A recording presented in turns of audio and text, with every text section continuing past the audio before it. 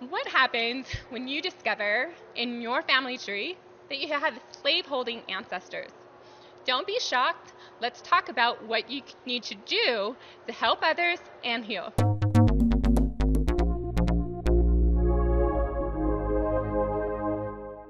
Howdy, I'm Devin Noel Lee with Family History Fanatics, and we're going to talk about that sensitive topic with Cheri Passey. How are you? I'm good. How are you? Thanks so much for having me. I'm really, really good, and I know a number of personal conversations that I've had with people in Houston, because it's in the South, but also viewers on our channel who don't know what you're supposed to do and how you're supposed to process information when you discover that you have slaveholders on your tree. Exactly. It can be really hard. The emotions can be really hard. It can be shocking because a lot of us are in denial. We think, oh, our parents, our grandparents, or whatever, our ancestors have never said anything about us having, slave owning ancestors.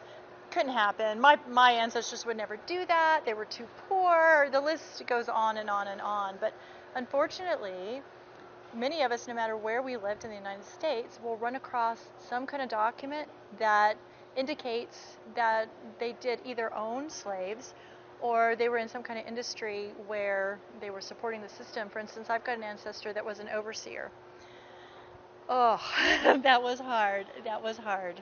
Yeah, because an overseer is the one that inflicts the punishment, because the owners could be delightful, but what if the overseer was a tyrant? And it's like, it doesn't say on the census record, this was a nice overseer. I mean, you can't, and I know that a lot of people think, oh, well, if my ancestors owned slaves, they were good people.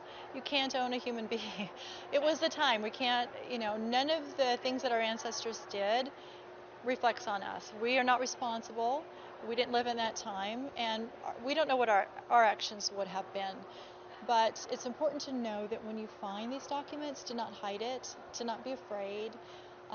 Don't be embarrassed. Don't think, oh, I can't add this document to my family tree. What you need to do is you need to transcribe all the information, the location, the slave owner's name, names of the enslaved, and get it out there on social media. If you blog, make a blog post. If you don't have a blog, then find an African American research page on Facebook, and just add that in the comment section. Just say, this is what I found, this is the place, this is the names of the owners, whatever information may come. Sometimes letters and books and things like that will actually give you physical descriptions. Wow. And that's an interesting thing. So pull out any information that you can find and get it out there so their descendants can find them, because they're searching and they're looking. And a lot of times we're researching the same family. If your ancestor was a slave owner and there was, children that came from a union between the slave owner and an enslaved person, you're researching the same family, and you need to work together because they need all that information they can get from the documents of that slave owner. Well, I had a friend who would take me to therapy all throughout the fall, and he did discover that he had slave-holding ancestors, and he did just like you said. Okay. But what he did was he found someone on Ancestry who was a slave who was trying to research Yes. that area, and he said, I have records for you. I have records for you. And the person was so receptive. He said she was in tears. Oh, exactly. We need to have that conversation and work together. If you've got something and somebody contacts you through an ancestry tree or the DNA, more and more we're taking DNA tests, and people are finding out that, oh my goodness, I've got a percentage of African American blood, and they're going to reach out to you, and you can work together to figure out where that came from. Or it's because you've got that connection with the slave owner. So you might not have the African American blood, but you've got that connection through the slave owner. So when you get those questions, when you get those emails that say, we need to connect, I need your information, don't be afraid. Nobody's trying to say, oh, you're a bad person because your ancestors enslaved my ancestors. That's not why you're being contacted. You are being contacted to help them to reconnect with their family members. I really like that. I guess my thing was, I remember there was a celebrity who discovered that they had slaveholding ancestors, and then they didn't want anybody to talk about their story. Do you have any thoughts on that? It's that fear. I think a lot, and he was probably embarrassed and thought maybe it would do something to his career. But like I said, we're not responsible for our ancestors' actions, but we can do something positive with the records that we find. Those names that are in those records, the names of the enslaved, haven't been said for hundreds of years. By us transcribing, writing them down and sharing them, their names are, we call it releasing their names. They haven't been spoken for years, and they can be remembered. And by you doing that, their descendants can do searches on the internet and hopefully, say for instance, I'm from Sumter, South Carolina. That's one of the places where my ancestors lived. If I post that I found a will from one of my ancestors and I extract the names and put Sumter, South Carolina, whatever the surname was, if they get online and search, because maybe they've had a family story of, I think my family was enslaved by maybe this person in Sumter, and they search it, bingo. Anything that I put on there can maybe help them. And so that's that connection that we need. We are all one family.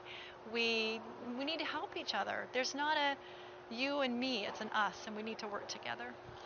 So have you had any stories that you've been involved in and see people from both sides of the slave question reunite, and how was it? Was it positive? Was it negative? Was it kind of awkward, but they got through it? Can you tell me a little bit about maybe one experience you've been involved in or aware of? Well, I myself am working with somebody now, and we have a common ancestor, and she's been able to send me some things about her enslaved ancestor, and I've been able to go through the records that I've been able to find on my ancestor, and it's just it's a healing process for me, as I found that he was, a slave owner, and to know that I'm helping in some way, it isn't a bad thing. It's not us against them, as I said. It's a healing moment. It's helping them find their family, and knowing that I can do something to help. I couldn't do anything about the situation, but I can do something now, and that's kind of how I look at it.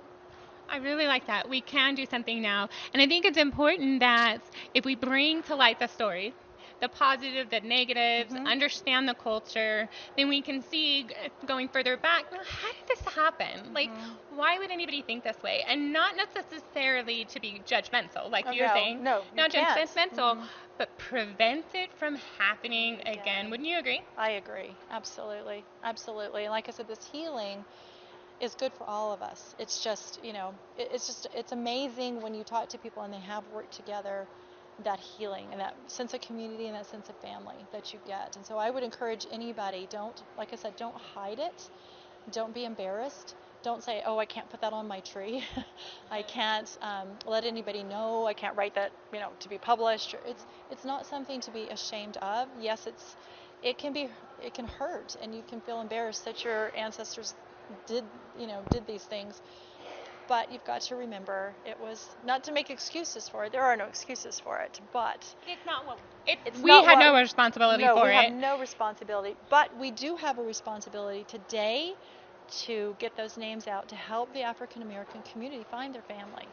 If you have any more questions about healing and what to do when you find that you have slave-holding ancestors, be sure to put it in the comments section below of this video. But you can also reach out to Cheri. Tell people how they can get a hold of you. Sure. My blog is Carolina Girl Genealogy. .blogspot.com, and you can get a hold of me there, or you can email me, Cheri, at carolinagirlgenealogy.com. Thank you so much. And if you're ever a part of a Gen Chat, she's active in Gen Chat, and that's how we met. Exactly. Thank you so much, and we'll talk to you again soon. Thank you.